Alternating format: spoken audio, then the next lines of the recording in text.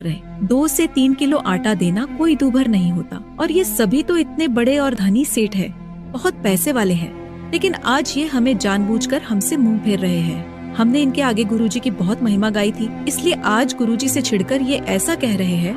तुम तो रोज डींग मारा करते थे, बड़ाई करते थे कि हमारे गुरुजी ये कर देते हैं, हमारे गुरुजी वो कर देते हैं। फिर आज तुम्हारे गुरुजी से घर भरवा लो, तुम मांगते क्यों फिरते हो? हाँ हाँ, तुम्हारे घर भर देगा तुम्हारा भगवान। इस कारण से भी वह हमें कुछ भी सहयोग देने को तैयार नहीं है। बेटा, यदि परमात्मा यहाँ से निराहार चले गए तो इस नगरी में आग लग जाएगी। अब तू सोच ले, नगरी बचानी है या नहीं। ठीक है माँ, आप जैसा कहोगी हम वही करेंगे।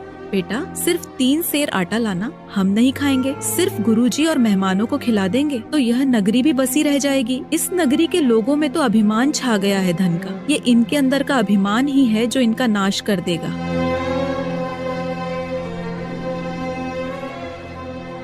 शाम को सम्मन गुरुजी और संतों से बहुत अधीन होकर भोजन के लिए क्षमा मांगता है और कहता है, भगवान, सुबह बखत से भोजन कराएंगे।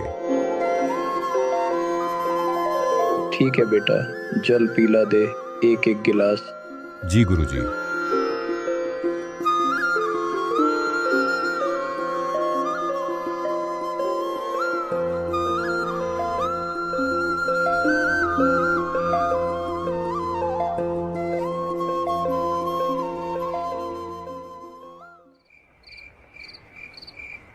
रात्रि 12:30 बजे दोनों पिता पुत्र चोरी करने चले गए।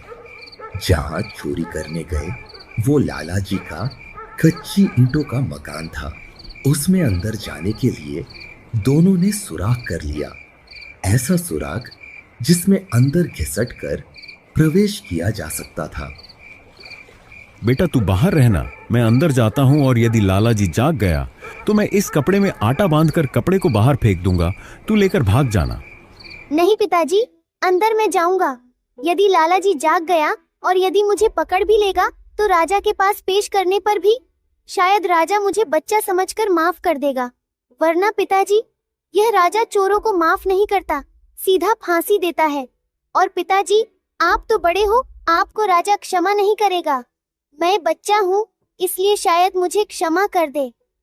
बेटा, अगर तेरे को फांसी दे दी तो मैं जीकर क्या करूंगा? मेरा कहाँ ठिकाना होगा? नहीं पिताजी, मेरी यह प्रार्थना मानो, और मैं फिर भी बालक हूँ, इसलिए शायद मुझे माफी हो जाएगी। ये कहकर